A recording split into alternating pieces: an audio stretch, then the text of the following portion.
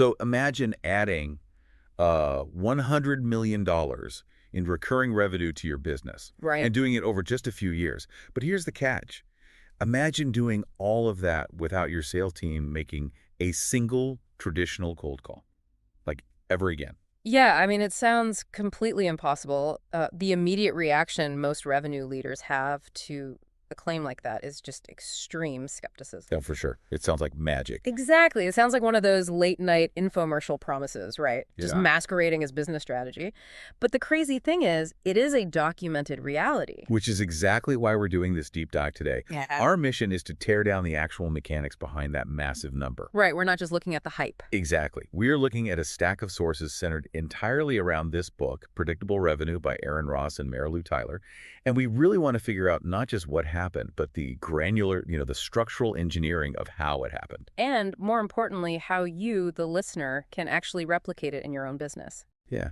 But to really understand it, we kind of have to start with the story behind the framework, because it's actually rooted in profound failure. Yeah, Aaron Ross didn't just stumble into this $100 million success story at Salesforce from like some ivory tower. Right. He arrived there after his own internet startup completely collapsed. And the text is incredibly candid about the trauma of that failure. I mean, it wasn't just a bad market condition. It was a fundamental breakdown in his understanding of how to generate revenue consistently. He uses this really evocative phrase to describe it, right? The feeling that plagues so many founders and VPs of sales. He calls it walking on the hot coals. Oh, the hot coals visual it's honestly one of the most accurate depictions of executive stress I've ever encountered. Walk us through that. What does he mean? Well, think about the reality for a typical VP of sales. You are constantly walking on hot coals. You're relying on guessing, hoping, and this just frantic adrenaline-fueled hustle at the end of every single quarter to hit your numbers. Calling in favors, slashing prices. Exactly. Burning out your entire team just to cross this arbitrary finish line. And then you wake up the next day and you realize you have to start the exact same grueling process all over again at zero. Yeah, it's a systemic treadmill. Mm-hmm. And Ross basically realized he didn't know how to build a machine to get off that treadmill. So what does he do? He steps down, he completely checks his ego at the door, and he takes a job at Salesforce.com in the early 2000s. And his explicit mandate to himself was what? To get an MBA in building world-class sales organizations. Right. He didn't want to learn how to create lucky revenue spikes anymore. He wanted to learn how to manufacture predictability. And Salesforce at that time was basically the perfect laboratory for this, right? Oh, absolutely. They were growing rapidly, but they were still, trying to figure out their own scalable processes. So Ross goes in, starts running these highly contrarian experiments, and ends up architecting an entirely new inside sales team. And that team, using this completely new sales process, is what generated that $100 million in incremental recurring revenue over just a few short years. Which is wild. But I think it's important to hit the central thesis here, the big idea that challenges a century of traditional sales dogma. Go for it. The thesis is that predictable growth does not come from simply hiring more salespeople. Or from yelling at your current salespeople to just work harder. Right, which is a really tough pill to swallow for a lot of boards and CEOs because, the default reaction to a revenue plateau is almost always, well, we need more bodies on the phones, hire more reps. Right, but the sources argue that relying on headcount for growth is actually a fatal structural error. A total trap. A true predictable sales machine requires 3 interconnected pillars, and none of them are hustle. Okay, lay them out for us. First, predictable lead generation. Second, an outbound sales development team which functions as a specialized bridge between marketing and sales. And third, consistent sales systems. Let's attack that fatal error first, because I think a lot of listeners might be trapped in it right now. Mm-hmm. The idea that adding salespeople automatically grows revenue. Yeah, let's unpack that. I want to frame this with an analogy that the text kind of points us toward, but let's put it in a medical setting. Imagine running an emergency room. Okay. Thinking that adding more highly paid surgeons will automatically increase the number of patients treated well, it's ridiculous if the hospital has no ambulances bringing people in. Right. And no triage nurses sorting the critical from the non-critical. If you hire 10 more neurosurgeons, but they have to stand in the lobby checking insurance cards and asking people if their stomach hurts. You have a massive, expensive bottleneck. Exactly. That triage analogy captures the dysfunction perfectly. The surgeons are processing the pipeline, but they aren't creating it. And the book illustrates this failure cascade by comparing competitor A and competitor B, right? Yes. So both are mid-sized software companies. They're both trying to double their revenue from, say, 10 million to 20 million. Okay. Competitor B takes the traditional route. They have 10 account executives, AEs, so they just assume doubling the headcount to 20 will magically double the revenue. And it triggers a complete collapse. A total collapse because they didn't increase the flow of raw material that leads into the factory. They just added more machines to the assembly line. So what actually happens on the floor? Exactly the opposite of what you want. By just dumping 10 new reps into an environment with a stagnant lead pool, they dilute all the opportunities. So now, instead of 10 reps making quota and feeling successful, you have 20 reps starving. Oh, wow. Yeah, that makes sense. It leads to immediate territory infighting, rampant discounting, because every deal is a life or death situation for the rep's paycheck. Just toxic. Completely. Missed quotas across the board, massive turnover. You haven't doubled revenue, you've just doubled your overhead and destroyed your company culture. Okay, now look at competitor A. They also have 10 AEs. But instead of blindly doubling headcount, they only hire 5 new AEs. Right, and this is the genius move. They take the massive amount of capital they saved on those other 5 salaries and pour it straight into the top of the funnel. They build out a dedicated outbound prospecting team. They invest in lead gen campaigns. They create a ramp-up pipeline. So when a new AE finally joins, they aren't handed a phone book, you know. They're handed a calendar full of scheduled meetings. And of course, competitor A succeeds, because the underlying structural change they made is the core directive of this entire methodology. The author repeats it relentlessly. Specialize, specialize, specialize. But I can hear the pushback from traditional sales veterans right now. Oh, absolutely. They're saying, wait, I pay my account executives top dollar. They are hunters. If they're so good at closing, why wouldn't I want them out there aggressively digging up their own leads? Making cold calls in the morning, running demos in the afternoon. Right. It sounds logical on paper. It does, but it's a profound misunderstanding of cognitive load and unit economics. The text is totally unyielding on this. If your highly paid closers are spending 40% of their time researching cold accounts and trying to guess email addresses, you are hamstringing your own profitability. It's a context switching problem. Exactly. Think about the concept of context switching. It's the idea that every time you switch from a deep focus task to a reactive task, your brain burns energy and loses efficiency. Precisely. Because prospecting is a high-volume, highly repetitive task. It requires a specific, thick-skinned mindset. You're getting rejected all day. Yeah. But closing is a deep work task. It requires intense active listening, strategic navigation of corporate politics, bespoke solution design. You can't just flip a switch between those two modes. No. When you force one human being to switch between the mindset of a high-volume prospector and a strategic consultant 5 times a day, they fail at both. The friction just exhausts them. So the architecture needs to be broken down. The text actually advocates for 4 distinct, hyper-specialized roles within a revenue organization. Let's walk through them. Okay, the first one is the inbound sales development rep, or the inbound SDR. Right. The inbound SDR has one mandate: speed and qualification. They handle the leads that are actively generated by marketing, the people who filled out a form, attended a webinar. Hand raisers. Exactly. They do not close deals. They do not cold prospect. Their entire professional existence is focused on responding to inbound interest within minutes. And asking a few strategic questions just to make sure the prospect isn't like a college student doing a research project. Right. Exactly. And then they route them straight to an account executive. Which brings us to the second role. And this is really the beating heart of the Salesforce $100 million growth engine, the outbound sales development rep. The outbound SDR. These are the proactive hunters, but they are operating with a completely different playbook than traditional cold callers. How so? Well, first, they don't touch inbound leads. They build highly targeted lists of ideal accounts, companies that haven't shown any interest yet, and they generate new qualified opportunities basically out of thin air. They are the tip of the spear. Exactly. But again, they do not close. Once they generate a meeting, they hand it off. Handing it off to the third role, the account executive. Right, the AE. This is the neurosurgeon in your triage analogy. So they only step in for the surgery. Because the inbound and outbound SDRs are handling all that top-of-funnel friction, the AE only talks to people who actually want to talk to them. That's huge. They only run discovery calls, deliver presentations, navigate procurement. Their win rates just skyrocket because they are spending 80% of their time actively selling rather than 20%. Okay, so the deal is closed. Yeah. But the AE doesn't stick around to do tech support, right?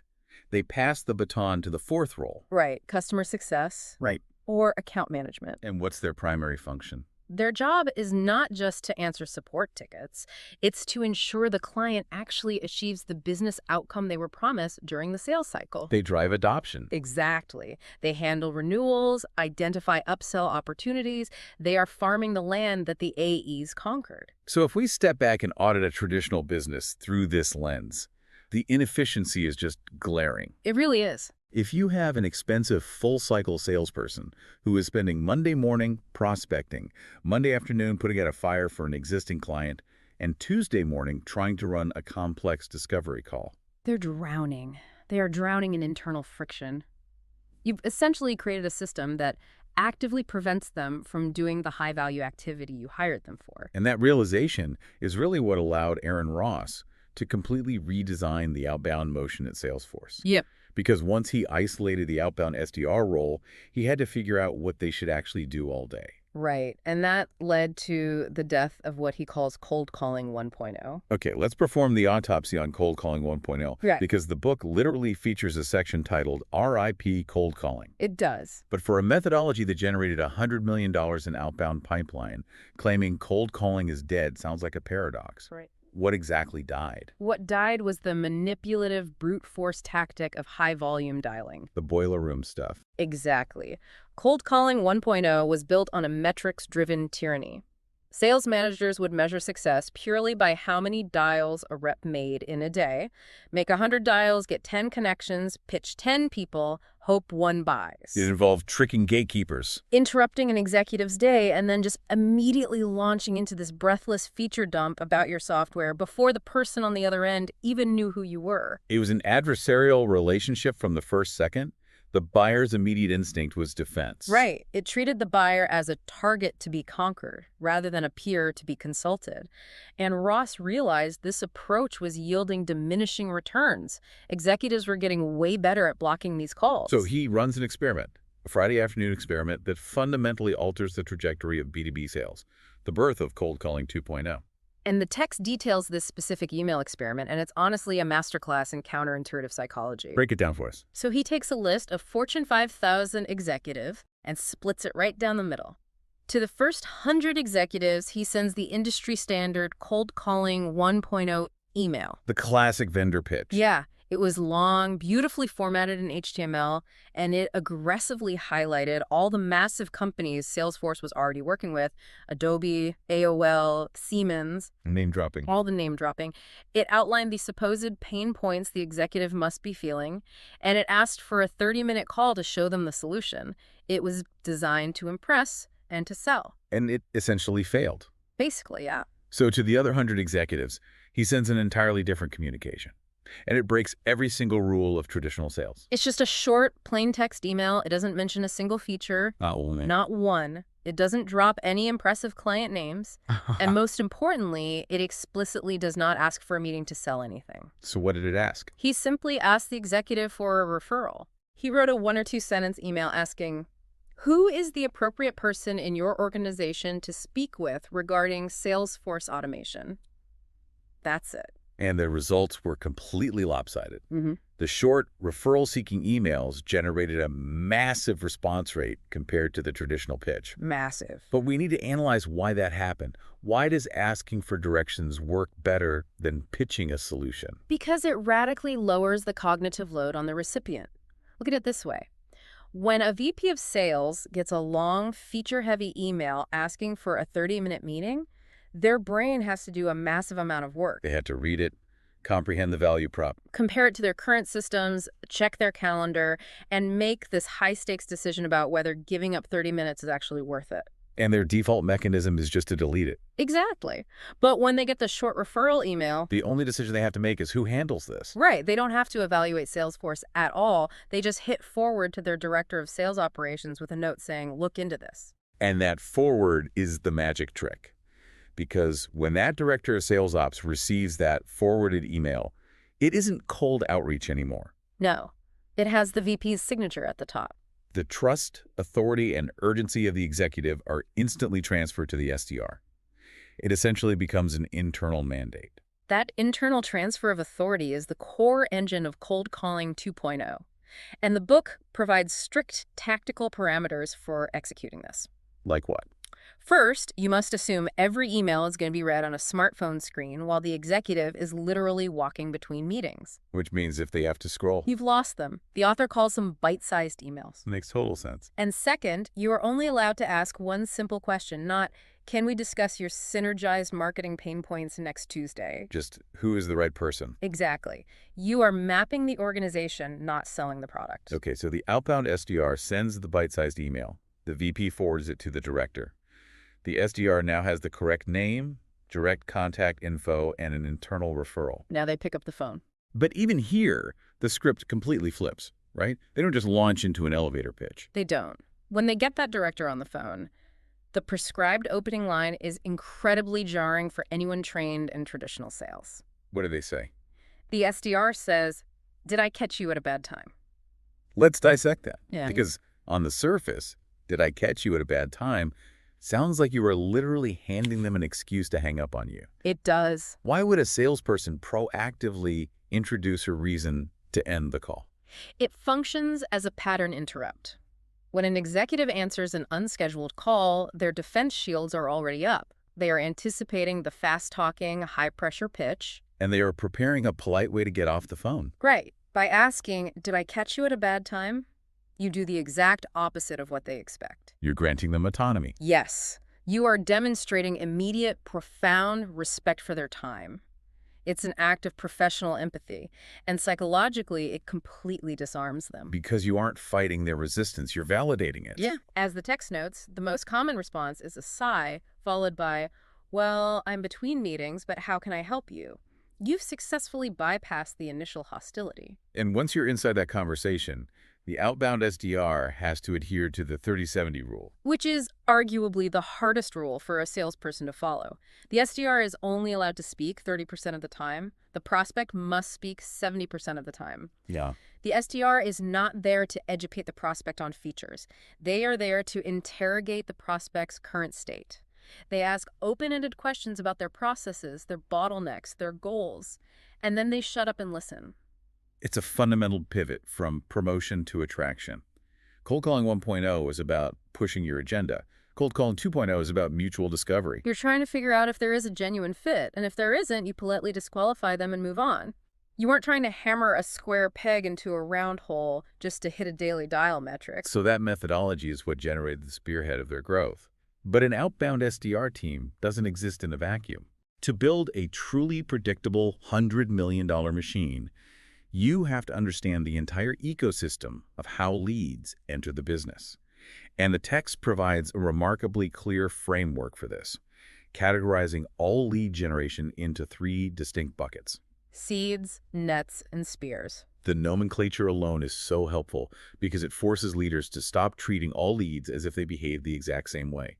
Let's break down the ecosystem, starting with the most coveted type, seeds. Seeds are your word-of-mouth referrals. They are the organic result of prior success. Okay, give me an example. When a VP of operations uses your software, loves it, leaves the company for a new job, and immediately buys your software at their new company, that is a seed. The unit economics of a seed are phenomenal. Well, unmatched. They have the highest win rates, the fastest sales cycles, and they almost never ask for a discount because the trust barrier has already been dismantled by the referring party. They are the ultimate prize, but they come with a massive strategic vulnerability, right? Yeah, you cannot force them to grow. You can't go to your marketing team on a Monday morning and demand they generate 50 new seeds by Friday. They are the trailing indicator of a phenomenal product and incredible customer success over a long period. You just have to plant them, water them, and wait. If your entire business relies solely on seeds, you have a highly profitable business, but a highly unpredictable one. Which necessitates the second category, nets. And this is where most traditional B2B marketing lives. Nets represent your broad marketing programs, webinars, SEO optimization, massive email newsletters, white paper downloads, conference sponsorships. The philosophy is volume. You cast a massive net into the ocean and drag it behind the boat, hoping to catch a massive amount of fish. But the critical flaw of a net, as anyone who has ever cast one knows, is that you don't just catch the tuna you were aiming for. You catch seaweed, you catch old boots, you catch a lot of completely useless bycatch. And this is where the classic, seemingly eternal war between marketing and sales originates. Marketing looks at their dashboards at the end of the month and celebrates. We generated 5,000 leads.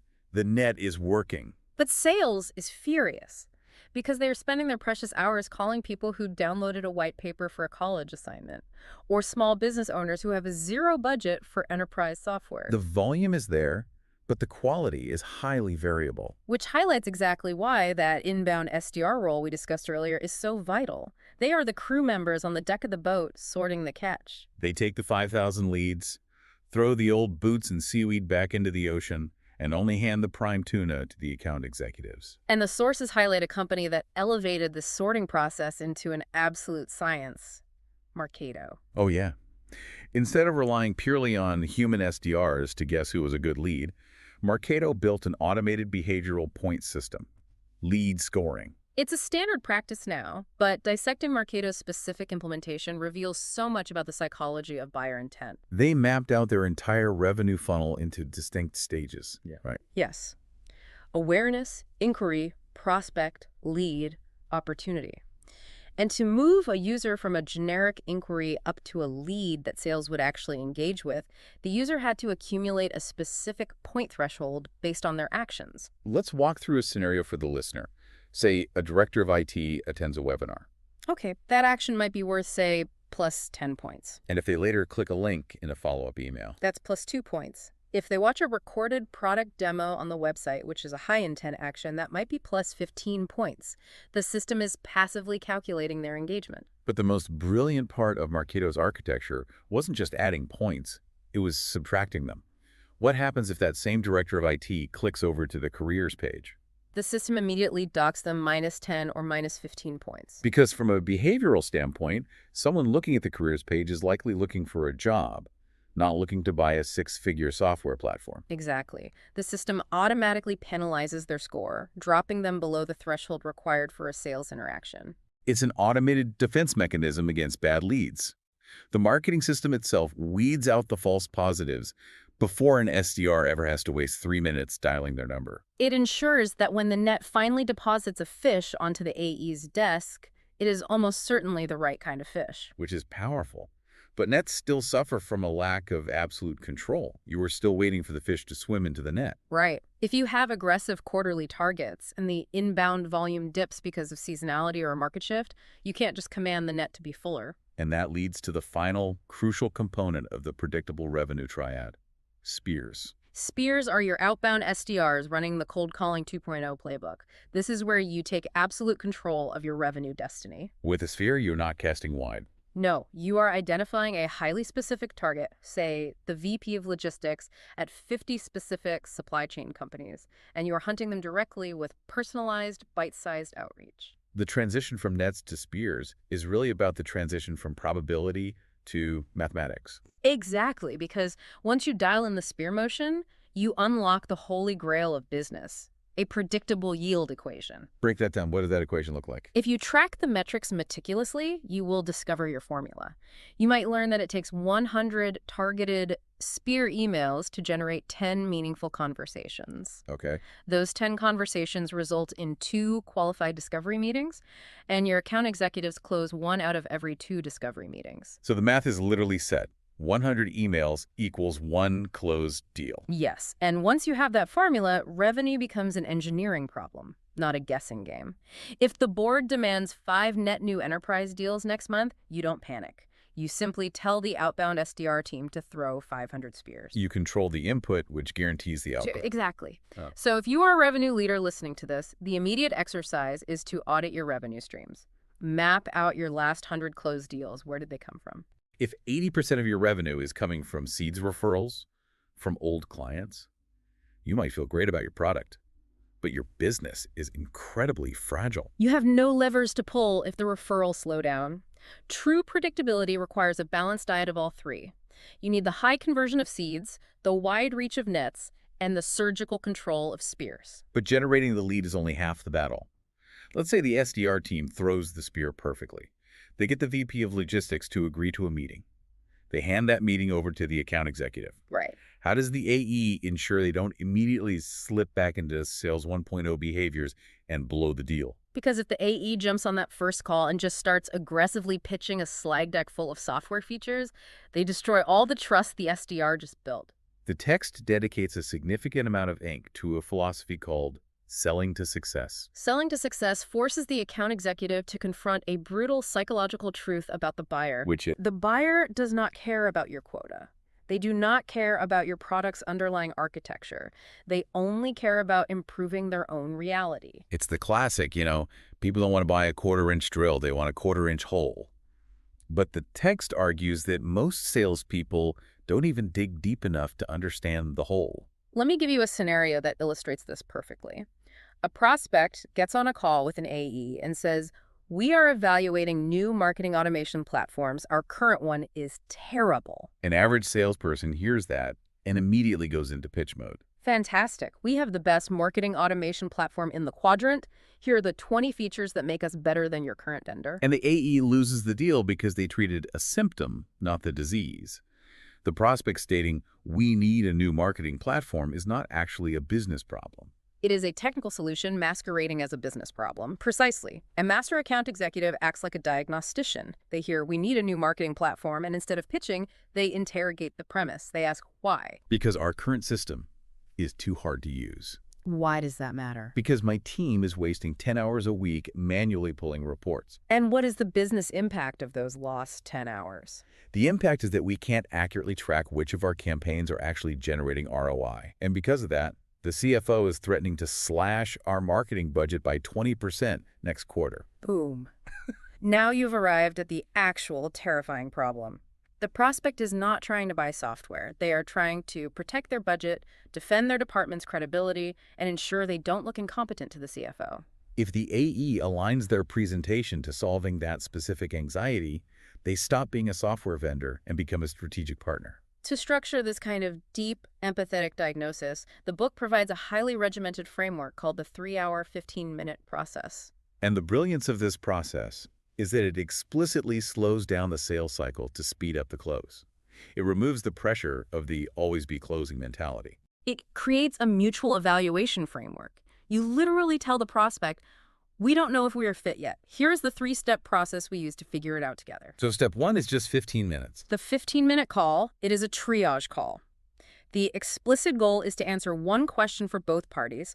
Is this an absolute waste of time? It's a high-level check on budget, authority, and basic technical fit. If you are selling an enterprise solution for $100,000 and they are a 3-person startup with a $500 budget, you shake hands and end the process right there. But if they pass the triage, you move to step 2, the 1-hour discovery call. The 1-hour call is where that deep diagnosis happens. The goal here is to answer the question, is there a genuine fit?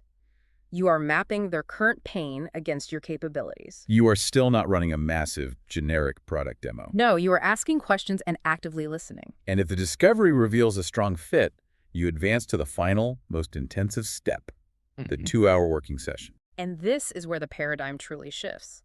A 2-hour session sounds like a nightmare if it's just a salesperson talking at a PowerPoint for 120 minutes. Yeah, nobody wants that. But this is designed to be a collaborative working session.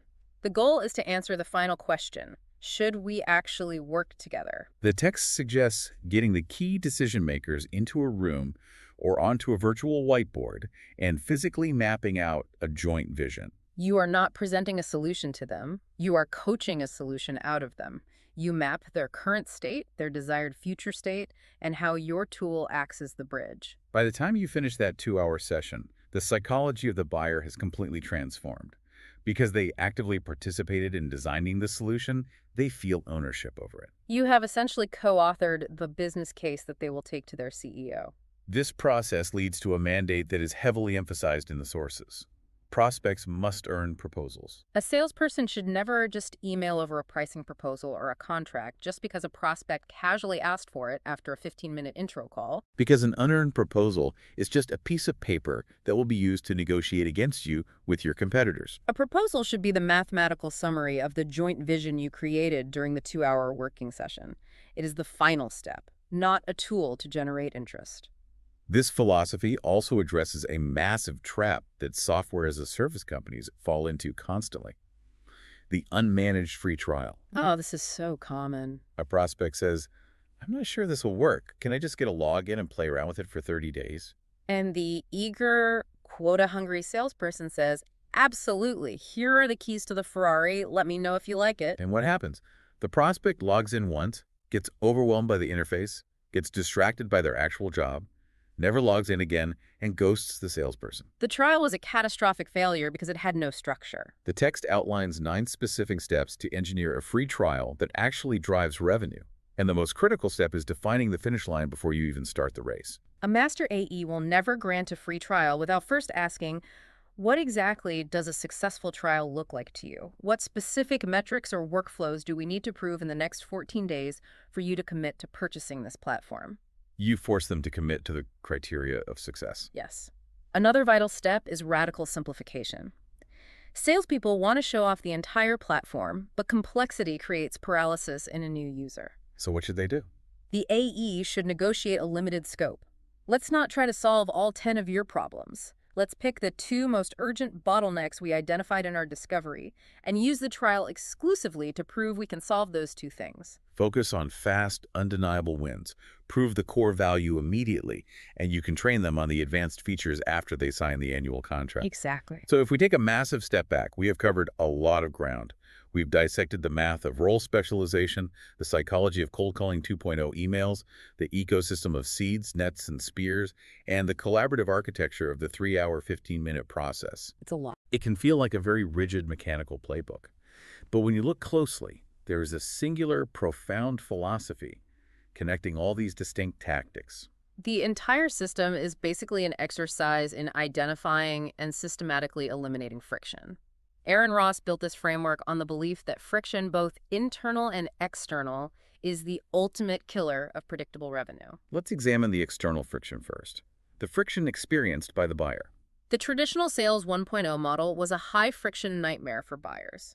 To figure out if a software tool could solve their problem, a buyer had to endure aggressive cold calls, sit through generic pitch decks, dodge manipulative closing tactics, And fight to get transparent pricing. It was an adversarial gauntlet. The sources introduce a concept called the layers of the onion to combat this external friction. It's a metaphor for how modern buyers want to consume information. Right. The internet democratized information, shifting the power dynamic entirely to the buyer. They want to investigate you on their own terms, at their own pace. The layers of the onion means providing escalating levels of engagement that require escalating levels of trust, allowing the buyer to peel back the layers as they feel comfortable. So the outermost layer of the onion requires almost zero trust and zero friction.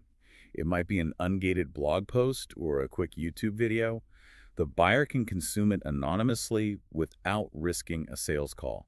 And as they gain value, they willingly move to the next layer. Maybe they give you their email address to attend a live webinar, a slight increase in friction, but they trust you enough to provide it. The next layer inward might be committing 15 minutes to that initial triage call. The next layer is the 2-hour working session. And the absolute center of the onion is the $100,000 enterprise contract. By structuring your sales process this way, you let the buyer choose their own adventure. You aren't dragging them from the outer skin straight to the core in one massive, terrifying leap. You remove the friction of commitment. Now, apply that same lens of friction to the internal operations of the sales team. This brings us right back to the beginning. Role specialization. Precisely. Forcing an account executive to prospect for 2 hours, jump on a discovery call, and then write a renewal contract is massive internal friction. It destroys their flow state. Specialization is the removal of cognitive friction. An outbound SDR only thinks about targeted outreach. An inbound SDR only thinks about speed to lead. By isolating the tasks, you create a frictionless environment where employees can achieve mastery. And this is a critical pivot the book makes into leadership. You cannot build this hyper-specialized machine and then govern it with micromanagement. No, because micromanagement is just another form of friction. If you build this beautiful four-part engine, but you as the VP of sales insist on approving every email template, sitting in on every discovery call, and dictating every daily activity. You become the bottleneck. You choke the machine. Exactly. So how did Salesforce scale this system to 100 million without the executives losing control, but also without them suffocating the frontline workers? The text introduces two foundational management frameworks that made this possible. The first is a planning architecture called V2MOM. It stands for Vision, Values, Methods, Obstacles, and Metrics. It was developed by Mark Benioff at Salesforce, right? Yeah, and it acts as the connective tissue aligning the entire corporation. I have to push back here slightly because anytime a business book introduces an acronym like V2MOM, my immediate reaction, and I suspect the listener's reaction, is to roll my eyes. Totally fair. It sounds like corporate HR fluff that gets printed on a poster in the break room and entirely ignored by the actual sales team. How does it actually function in reality? It's a fair skepticism, but its power lies in its cascading, hyper-specific execution. It's not a vague mission statement. Let's break down Aaron Ross's actual V2MOM for the new outbound SDR team. Yep. The vision isn't some fluffy be the best. The vision was explicitly create a predictable, scalable machine to generate 100 million in net new pipeline. Okay, that's concrete. Then you move to methods. How will we do it? And again, it's ruthlessly tactical. One of the stated methods for the team was, we will never take an NO from anyone below the VP level. It was a documented mandate on how they operated. Wow. And the obstacle section forces them to preemptively identify what will cause failure. Maybe an obstacle is, we don't have accurate email data for Fortune 5000 executives. Which naturally dictates the metrics. If the obstacle is bad data, a key metric isn't just revenue, it's number of clean executive contacts added to the CRM weekly. That makes sense. The V2MOM creates absolute, unassailable clarity on what success looks like, how it will be achieved, and how it will be measured. It cascades from the CEO to the VP down to the individual SDR, ensuring everyone is rowing in the exact same direction. And once you establish that absolute clarity, you can implement the second management concept, the book champions, CEO flow. CEO flow is the antithesis of command and control management. The philosophy is that you should treat every employee, from the frontline, inbound SDR to the senior account executive, as a mini CEO of their own specific domain. You give them the V2MOM so they know the destination, you equip them with the tools they need, you clear the bureaucratic obstacles out of their way. And then you get out of their way. You empower them at the lowest possible level, you trust the specialized machine you built. And as we map this all out, a realization starts to form about the underlying architecture of this entire book. The logic is beautifully circular. Circular in what sense? Let's trace it. Think about the causal chain we've just discussed. You use the V2MOM and CEO flow to empower your employees and completely remove internal friction and micromanagement. What happens? You get happier, more focused, flow state employees. Right. And those focused, specialized employees execute the 3-hour, 15-minute process with incredible empathy and precision, deeply diagnosing the client's problems instead of just aggressively pitching software. Exactly, which means you sign contracts with clients who actually understand what they bought and how it solves their specific pain. So when the account executive hands them off to customer success, the implementation is smooth. Which generates incredibly successful, highly profitable customers who achieve massive ROI from your product. And what do those highly successful customers do when they attend industry conferences or change jobs? They become champions. They organically plant the seeds, the high-converting word-of-mouth referrals. Which feed directly back into the top of the funnel, generating the easiest, most profitable revenue the company can acquire. This reduces the quota burden on the outbound spear throwers and the marketing nets, lowering the stress on the system and fueling further growth. The machine feeds itself. It is a self-sustaining ecosystem built entirely on the premise of removing friction, building trust, and leaning into hyper-specialization. It is a profound shift in revenue architecture. But, and this is a crucial caveat, we have to be intellectually honest about who this book is actually for, because the predictable revenue model is not a universal panacea for every commercial enterprise on the planet. Let's get highly specific for the listener. We spent the last hour laying out this incredible blueprint. Who should immediately pause this audio, buy the book, and start restructuring their company tomorrow morning? This playbook is explicitly and unapologetically designed for B2B business-to-business organizations, and more precisely, it is engineered for companies where the lifetime value of a customer is substantial. What's the threshold? Typically over $10,000 to $20,000 minimum. Walk us through the unit economics of why that $10,000 threshold exists. Why can't a company selling a $500 product use this exact specialized model? Because of the massive overhead required to sustain specialization. Think about the assembly line we just built. You are paying a base salary and commission to an inbound SDR, an outbound SDR, a senior account executive, and a customer success manager. That's 4 salaries. If the total revenue generated by a closed deal is only $500, the cost of customer acquisition across those 4 salaries will vastly exceed the revenue. You will bankrupt yourself trying to be sophisticated. Right. If you are running a B2C retail brand, an e-commerce site selling fast fashion, or a transactional SaaS tool aimed at freelancers for $10 a month, this is not your playbook. No, it's really not. You do not need a 3-hour, 15-minute collaborative whiteboard session to sell a $10 software subscription. That requires a purely marketing-driven, zero-touch, self-serve model. Correct. But if you are a founder trying to scale an enterprise software company, or if you are a VP of sales at a mid-market cybersecurity firm who is currently trapped in the fatal mistake of begging the board for more headcount to fix a stagnant pipeline.